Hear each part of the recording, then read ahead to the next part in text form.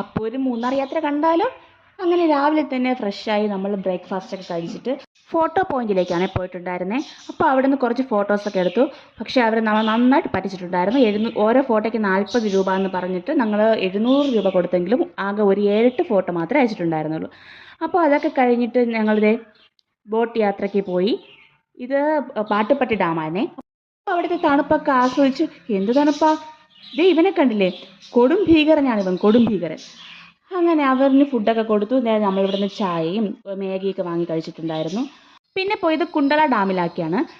അവിടുത്തെ കുറേ സാധനങ്ങൾ വാങ്ങിക്കാനുണ്ടായിരുന്നു.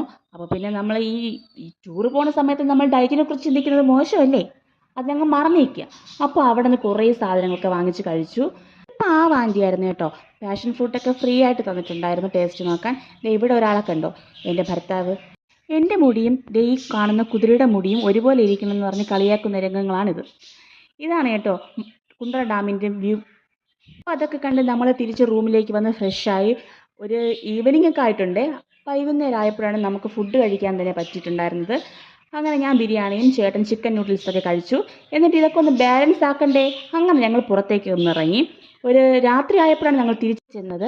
അപ്പം നല്ല രസമുണ്ടായിരുന്നു കേട്ടോ ഇവിടെ നടക്കാനായിട്ട്. അപ്പോൾ ഇത്രയൊക്കെ ഉള്ളൂ. ഇത് ഞങ്ങളുടെ മൂന്നാറിലെ പാർട്ട് 1 ആണ്. പാർട്ട് 2 ആയിട്ട് വരാം. ബൈ.